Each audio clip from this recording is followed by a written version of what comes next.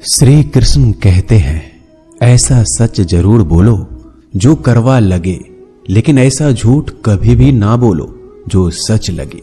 अपने जीवन में कभी भी ना किसी को आनंद में वचन दे, ना क्रोध में वचन दे, ना ही दुख में कभी निर्णय लें। गीता में लिखा है, यदि कोई आपको अच्छा लगता है तो अच्छा वो नहीं, अच्छे आप है, क्योंकि उसमें सच्चाई देखने वाली नजर आपके पास है।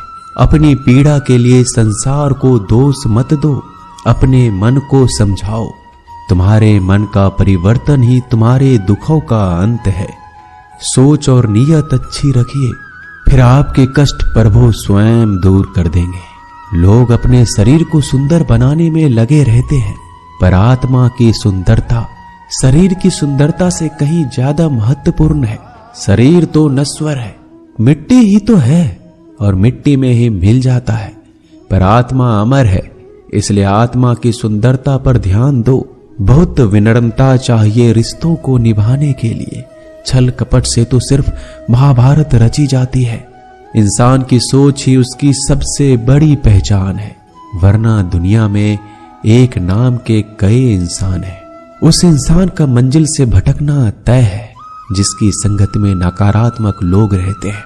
समय एक सा नहीं रहता है, आज दुख है तो कल सुख भी आएगा, और सुख के बाद दुख भी आना स्वाभाविक है। आपको पूरे धैर्य और श्री कृष्ण पर विश्वास के साथ अपना जीवन निर्वाह करना चाहिए। ये 5 चीजें अभी से छोड़ दीजिए। दूसरों को खुश करना, दूसरों से उम्मीद करना, अपने भूतकाल में जिंदगी जीना, अपने आप को किसी से कम आंकना और ज्यादा सोचना, तभी आप सबसे बेहतर जिंदगी जी पाएंगे। आजकल किसी के गुणों से ज्यादा रूप, रंग और कपड़ों को देखा जाता है, पर याद रखना, एक दिन रूप, रंग और कपड़े तो धोखे दे ही जाते हैं, पर जिसमें गुण है वह हमेशा साथ निभाएंगे। जो व्यक्ति किसी के चेहरे पर हंसी और जीवन में खुश लाने की क्षमता रखता है, ईश्वर उसके चेहरे पर कभी हंसी और जीवन में खुशी कम नहीं होने देते। जब धन कमाते हैं तो घर में चीजें आती हैं, लेकिन जब किसी का आशीर्वाद कमाते हैं तो धन के साथ खुशी, सेहत और प्यार भी आता है। धन से ही नहीं, मन से अमीर बने, क्योंकि मंदिरों में स्वर्ण कलश भले लगे हो, लेकिन नतमस्तक पत्थर की सीढ़ियों पर ही होना पड़ता है। भरोसा जीता जाता है, मांगा नहीं जाता। ये वो दौलत है जिसे पाया जाता है, कमाया नहीं जाता। अगर कोई मनुष्य हमारे साथ बुरा कर रहा है तो उसे करने दो, यह उसका कर्म है और समय उसके कर्म का फल उसे जरूर देगा। लेकिन हमें कभी भी किसी के साथ बुरा नहीं करना चाहिए, क्योंकि यही हमारा धर्म है। अगर आपकी समस्या एक जहाज की तरह बड़ी है तो भूले नहीं कि प्रभु की कृपा सागर जितनी विशाल है। अहंकार में धन, वैभव और वंश तीनों चले जाएंगे। विश्वास ना हो तो रावण, कौरव और कंस को देख लो। भोजन की कीमत भूख के समय होती है और भगवान की कीमत दुख के समय होती है। इसलिए अंधकार में छाया, बुढ़ापे में काया और अंतकाल में माया किसी का साथ नहीं देती। श्री कृष्ण कहते हैं, क्षमा दुनिया का बहुत ही कीमती शब्द है, लेकिन इस क्षमा का कब कैसे इस्तेमाल करना है ये बहुत ही आवश्यक है। पहला, अगर आपसे कोई अपराध हो जाए तो तुरंत क्षमा मांगना चाहिए।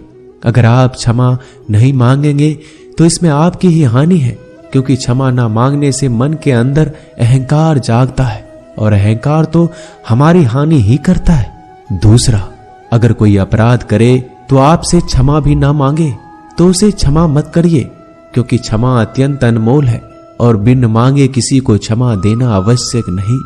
तीसरा, यदि कोई आपके साथ अपराध करे, अनुचित करे और बाद में क्षमा मांगे तो उसे क्षमा कर दीजिए। इससे आपके भीतर की करुणा जागेगी, प्रेम जागेगा और यह आपके लिए शुभ ही है।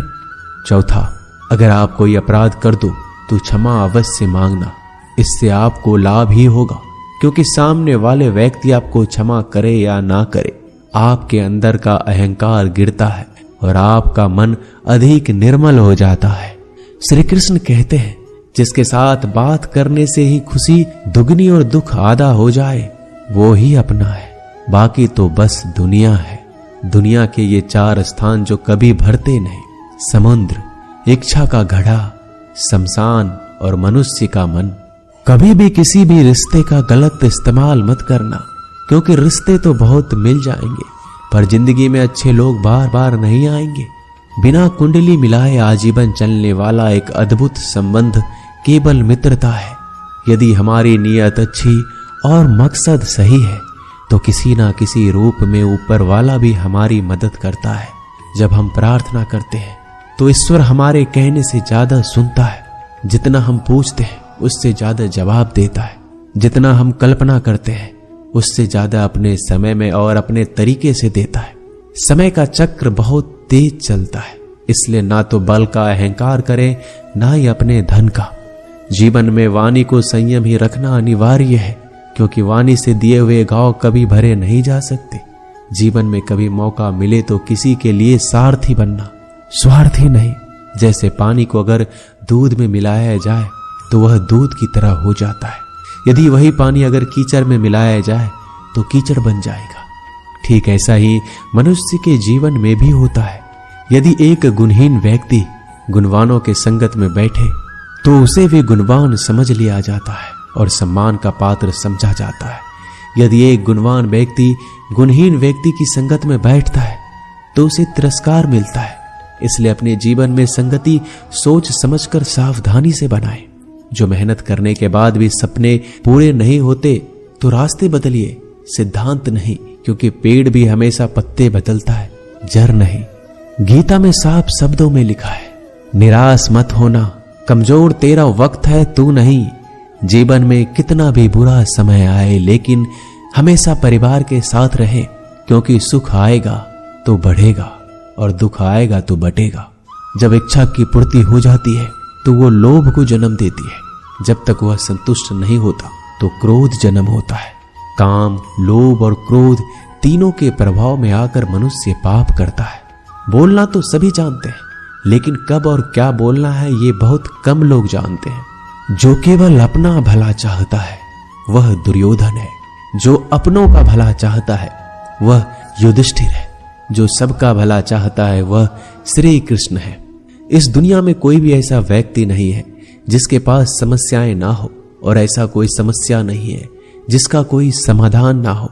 कुदरत ने दो ही रास्ते दे रखे हैं, देकर जाओ या तो छोड़ कर जाओ।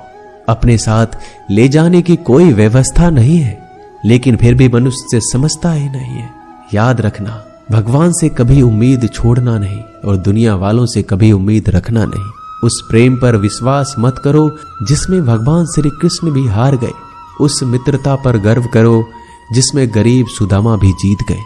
परमात्मा सभी को एक ही मिट्टी से बनाता है, बस फर्क इतना है, कोई बाहर से खूबसूरत होता है तो कोई भीतर से। समझ ज्ञान से अधिक गहरी है। आप बहुत से लोगों को जानते होंगे, लेकिन कुछ ही आपको समझते हैं। प्यार दुनिया की सबसे खूबसूरत चीज है।